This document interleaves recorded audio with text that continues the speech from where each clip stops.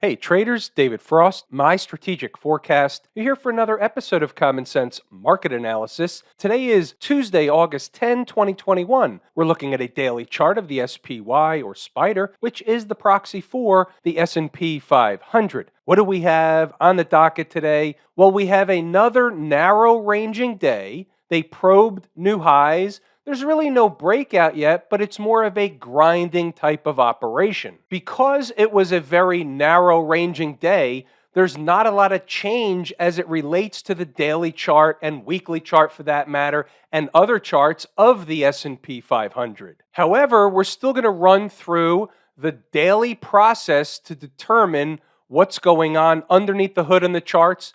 We're going to look around the horn.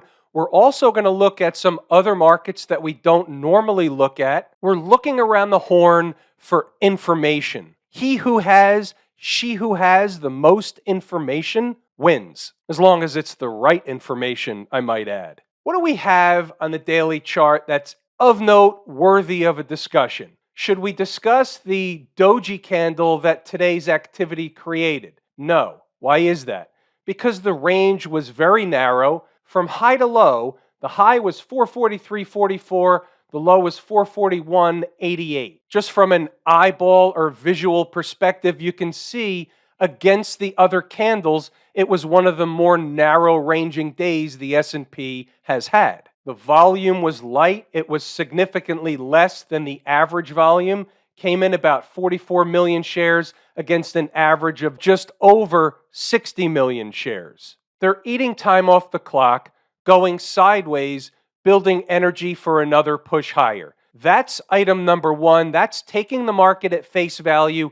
That's what happens when the market does this using the 80-20 rule the majority of the time. Let's talk about the other side of the coin. We have to play the umpire calling balls and strikes. 20% of the time, 15%, 26%. Some number using the 80-20 rule. It's an average. It's a concept. Some number of times, even when the market is building energy for another push higher, it actually goes the other way. It's called a failure. What does a failure look like with this daily chart? Does a failure, and by the way, what's the horizontal line represent? That represents the most recent breakout to new highs the market had.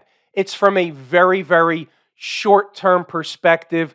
The market made a new high last week, and the market made another new high the last couple of days. Coming back inside of that doesn't constitute a failure. You'd still be in the same position, going sideways above all the moving averages, just eating time off the clock. However, getting back below the next to last recent breakout area, we'll call it slightly below 438. It puts the 20-period moving average around the same general zone. Getting below that, coming inside that breakout area, that's a different story. Let me just explain from my perspective. The market ran up and was rejected. It ran up again, and not that it broke out to new highs, meaning significantly new highs. It broke out and it began eating time off the clock, building energy for really another leg higher. So if in fact this whole concept of building energy for another leg higher and this breakout area, if that failed and they came back below the 20-period moving average, you begin to get somewhat of a full stack on the downside of reasons why there would be more sellers showing up at the window. That's the way I'm looking at the current state of the chart. Again, remember, inside my head is a dangerous place to be. If they keep pushing higher, they're in no man's land and they can keep going until such time as time runs out. The market will let us know by putting in a sign and or signal of a trend change when time runs out. It'll begin on shorter term charts. It will morph onto longer term charts. The short term trend will begin to change. The intermediate term trend will begin to change.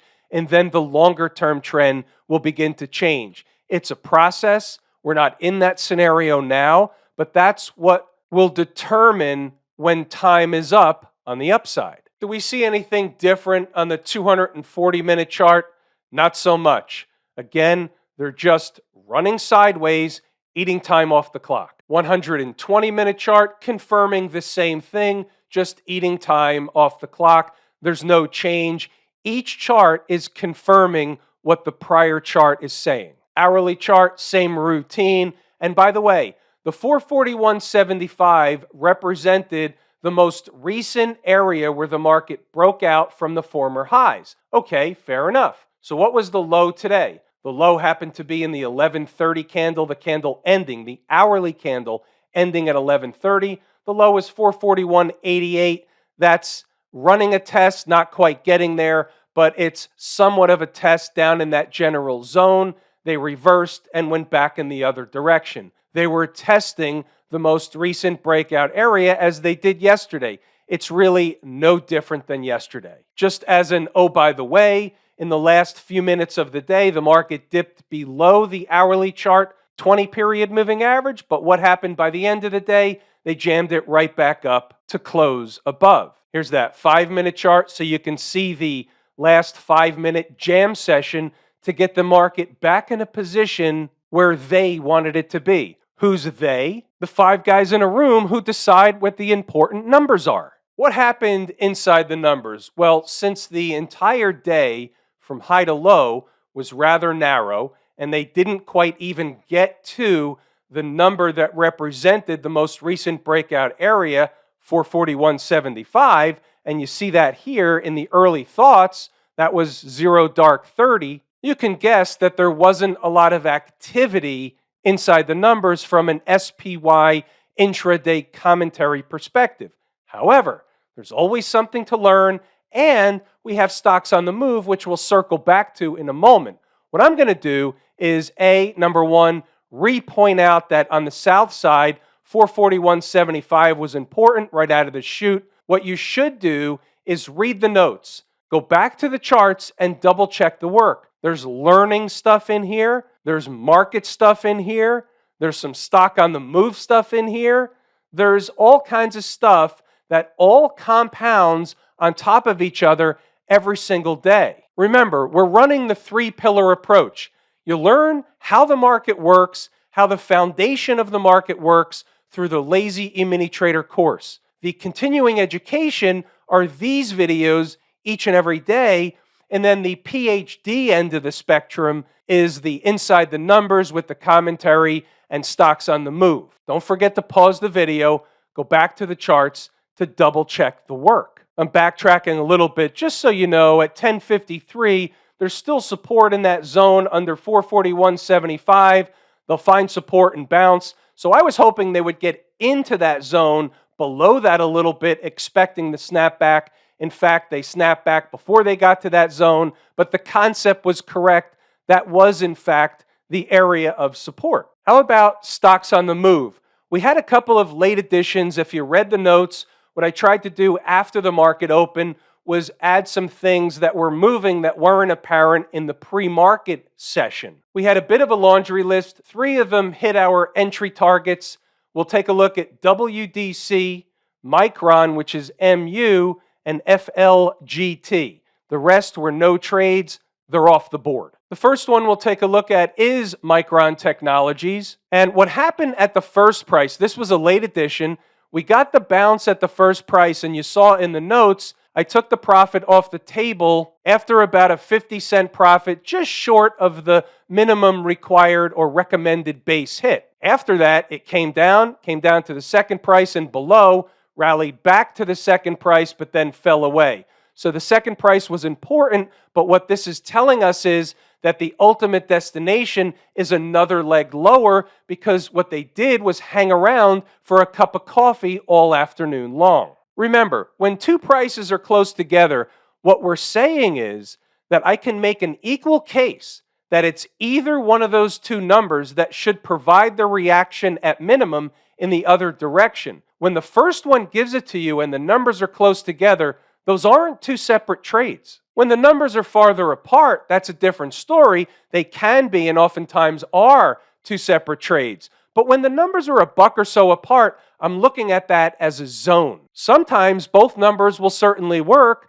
but I'm looking at it as a zone, FYI. How about FLGT? You never know which ones are going to give you the rocket ride. Two numbers rather close together, half at the first, half at the second, painting by the numbers. It took off after the second number. Low of day was 88.03 against the second entry of 88.16 after getting a $20 haircut from yesterday's closing price, which was at 109.68. How do you pick off the numbers like that? Because they're headed for a destination. It looks like a falling knife. It's not a falling knife. They're headed for a destination. If you have your numbers right, they're going to give you the reaction in the other direction. Sometimes they'll give you a whole heck of a lot more. Sometimes they'll give you the rocket ride, which is why we take half the profit at the minimum required base hit. You don't have to do this. This is trader's choice. If you want to hold half or a trailer for that rocket ride, this is a great example of $12 from entry on the second number. That's a tremendous one-day gain. Are you kidding me? What's going on over in Camp IWM? They're hanging right underneath the same 223.50 area, eating time off the clock. Obviously, there's no change from yesterday.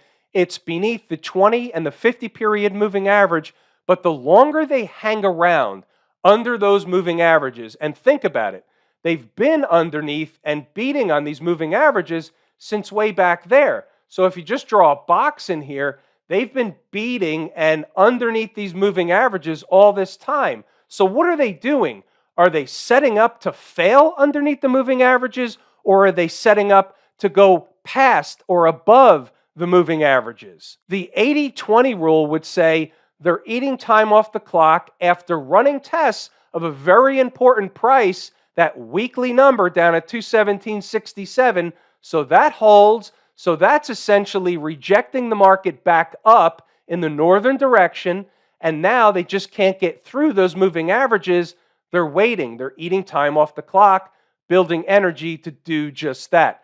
That's how I'm looking at the IWM at present. That's the umpire calling a strike on the black if need be. From an hourly chart perspective, you really can't help but look at it from a bigger picture perspective like this. Same routine. They're building energy until or unless they actually fail.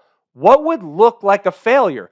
It would look like a failure if they started getting below the moving averages. So you have moving averages, you have three of them, the 20, the 50, and the 100, but you also have a breakup candle low down at a big fat round number of 220. So let's just say hypothetical. Hypothetically, you wake up Wednesday morning and the market's selling and the IWM is trending lower and it's coming down to 221, below 221, into the last moving average, the 100 period moving average. Now it begins to head for 220.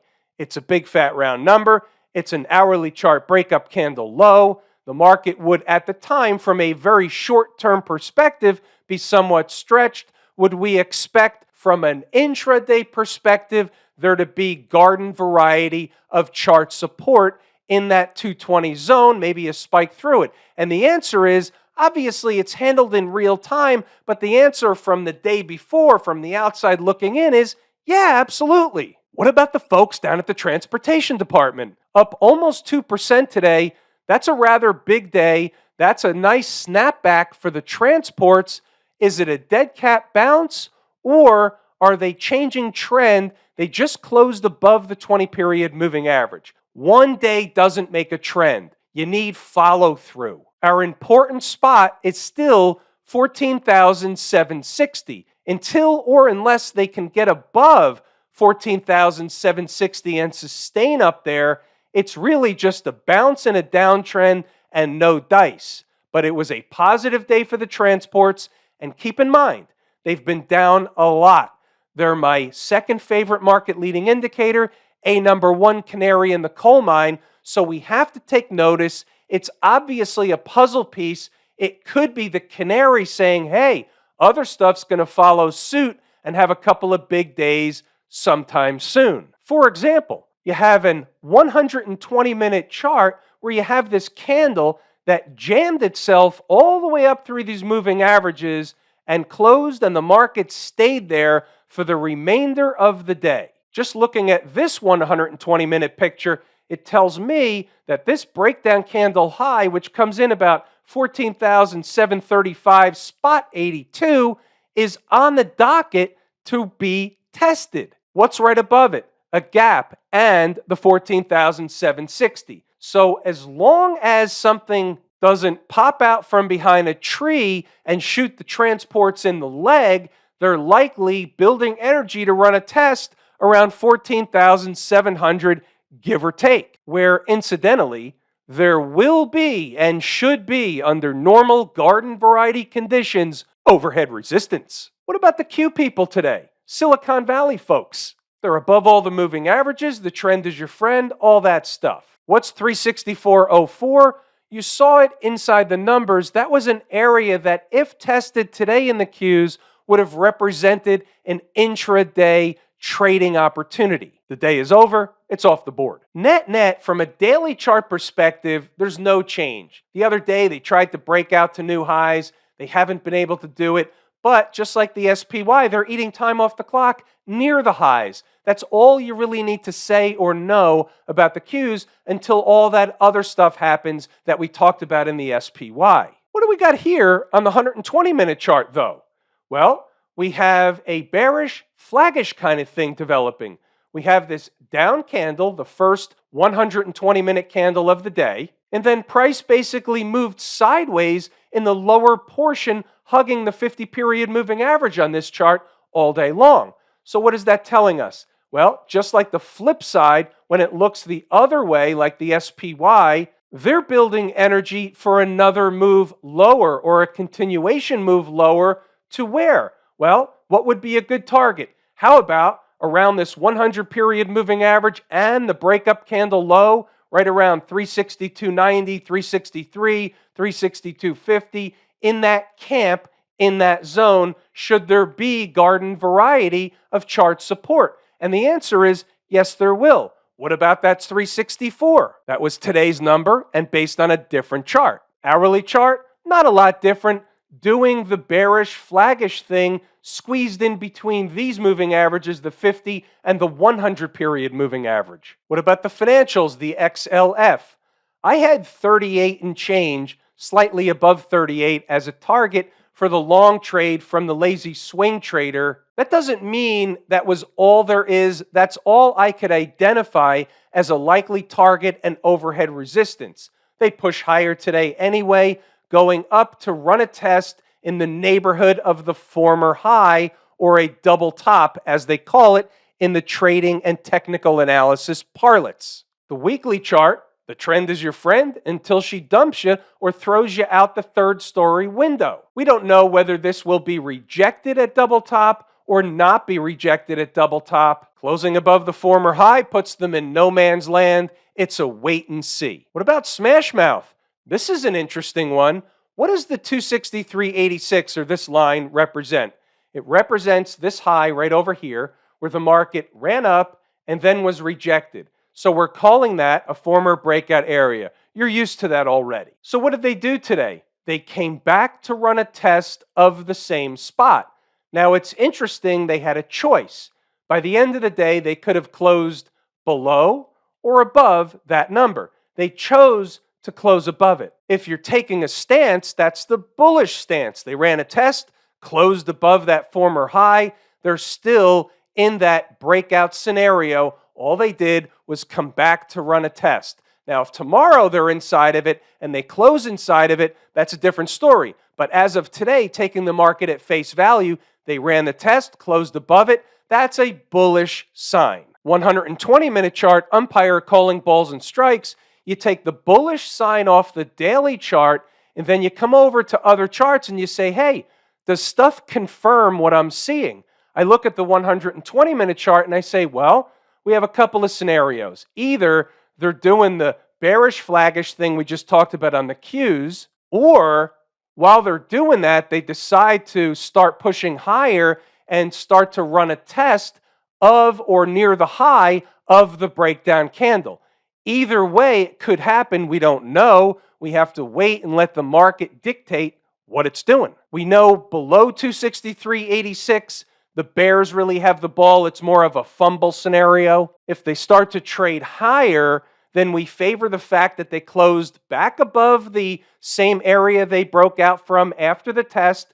And now we have something to hang our hat on in terms of potentially running a test of a breakdown candle high. Doesn't have to be this one on the 120-minute chart. We can come down to an hourly chart. It happens to be the same price, but it doesn't necessarily always have to be. Sometimes I'm showing you this and taking a page out of my own version of technical analysis / common sense market analysis. And as we go to other charts, I'm describing that you want to give yourself a point of reference. For example, if in fact the high of this hourly chart candle was lower than the 120, that would give me a more near term, a shorter duration, a shorter chart time frame target. Target meaning if in fact they started to push higher, I know where they would be headed. I know what at least the near-term destination is. You don't necessarily know what they're going to do in advance, but if you have an idea of why they're doing what they're doing,